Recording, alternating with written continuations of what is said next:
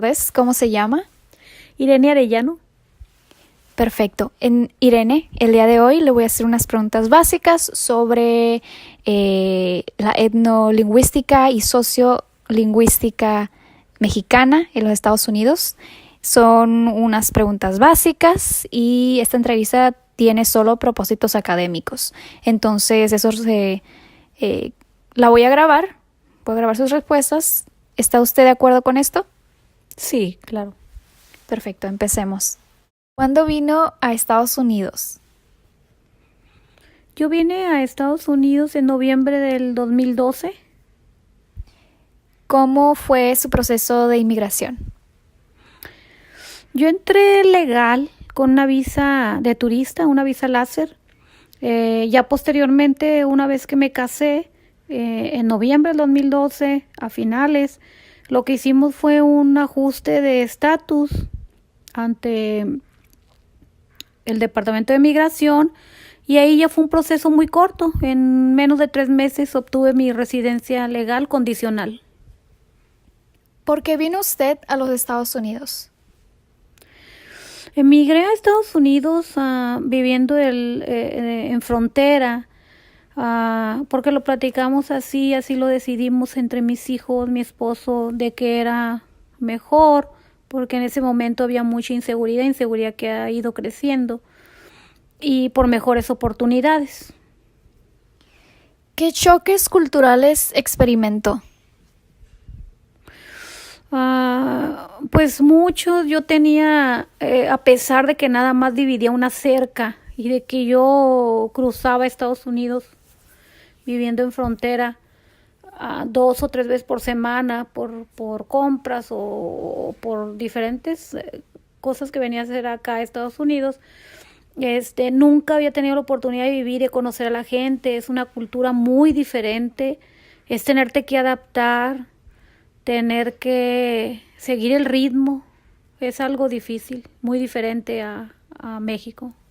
Los hábitos, el idioma, ¿qué tiene que decir sobre eso? Los hábitos, tienen hábitos diferentes.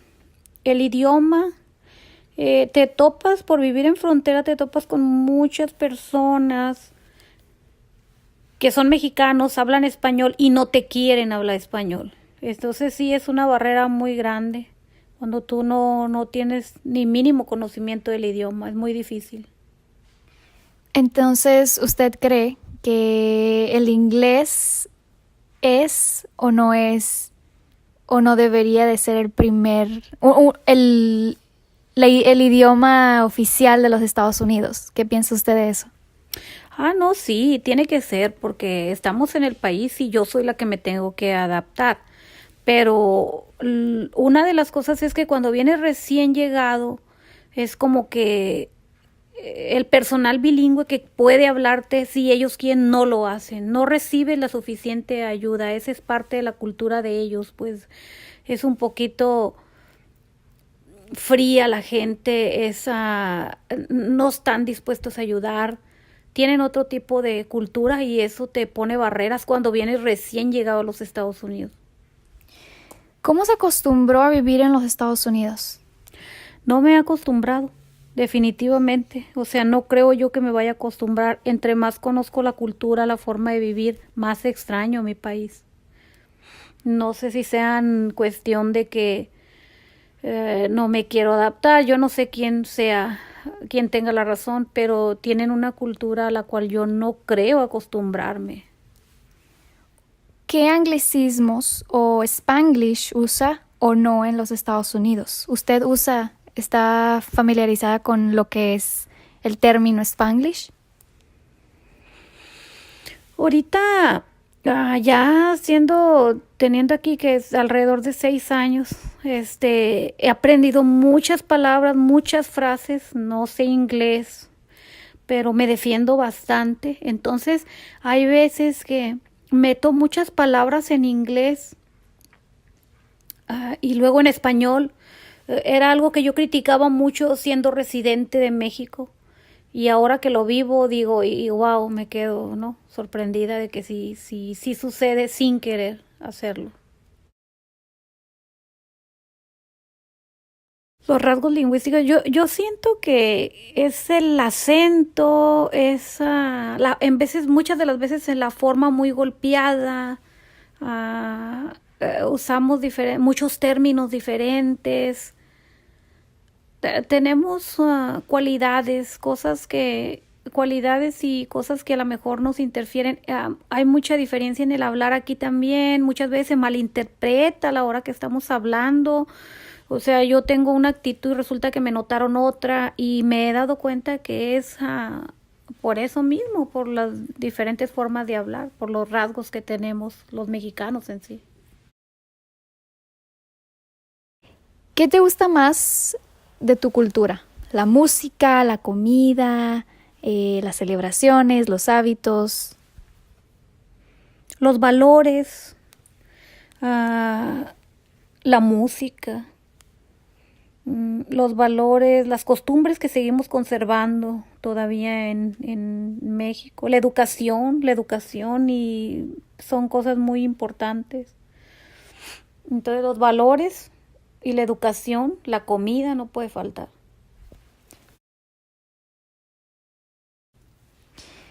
¿Cuál ha sido la experiencia más positiva en este país?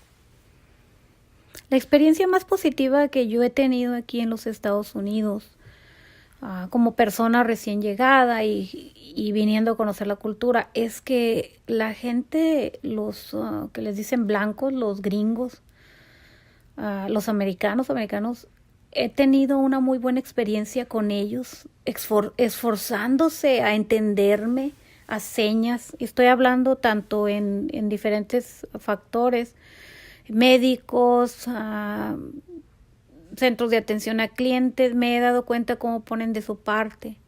Yo he mirado mucha gente que habla de que discriminan y que todo. Yo he tenido una muy buena experiencia con este tipo de personas, a diferencia de los mexicanos o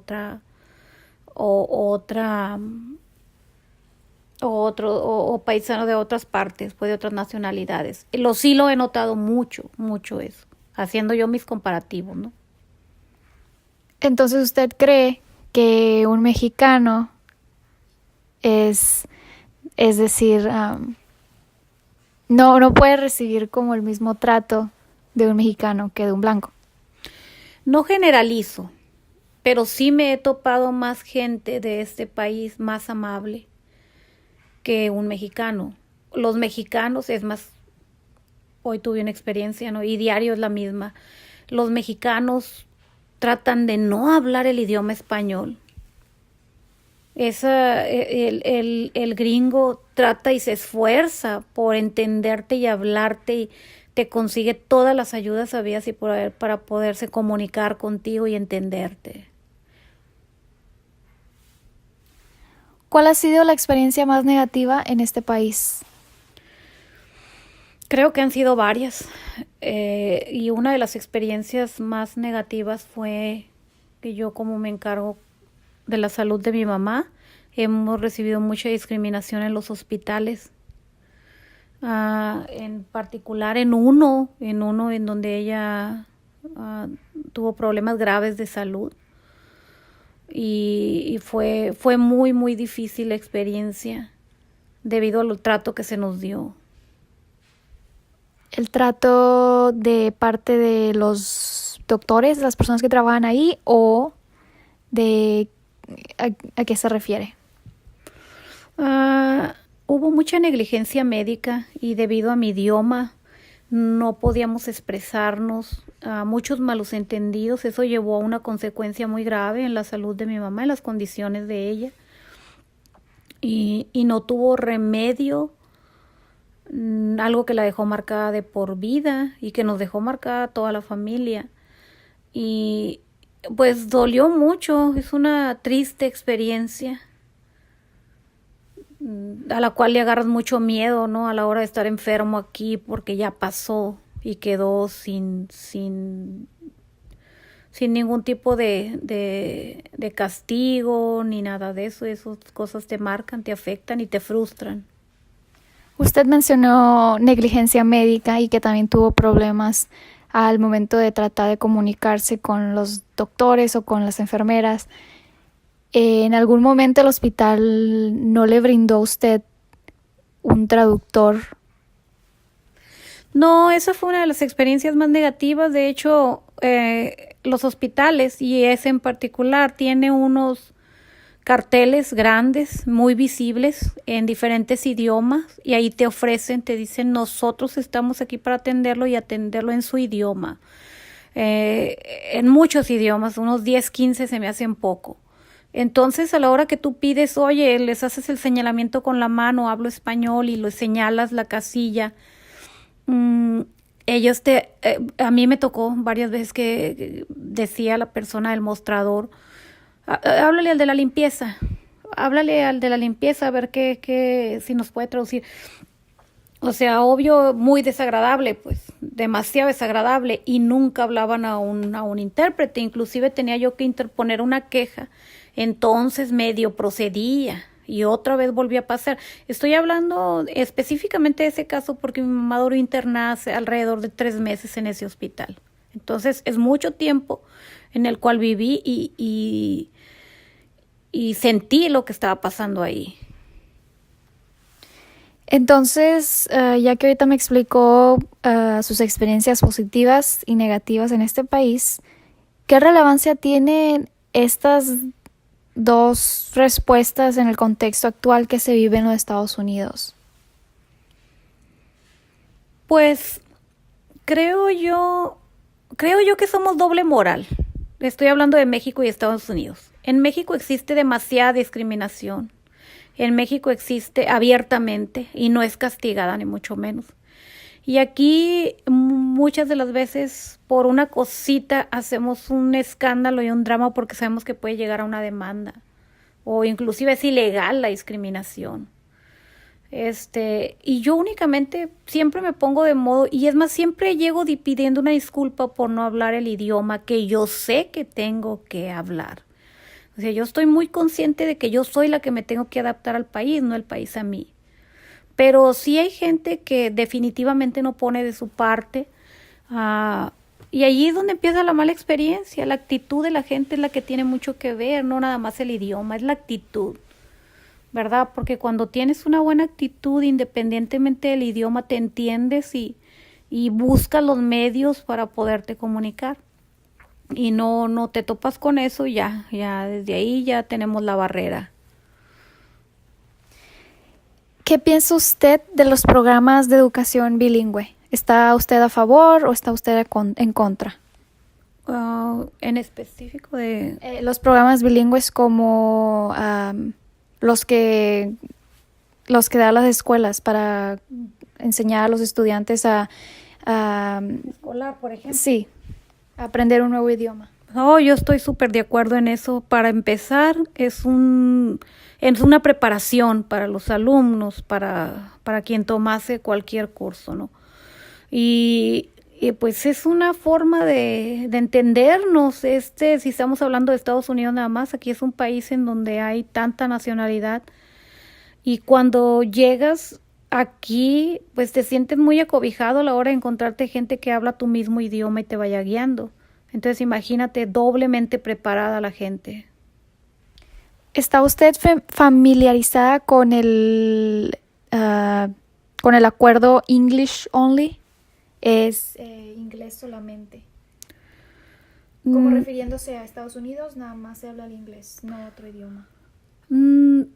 Es que sí estoy de acuerdo. ¿Estás familiarizada? ¿Lo has escuchado? Sí.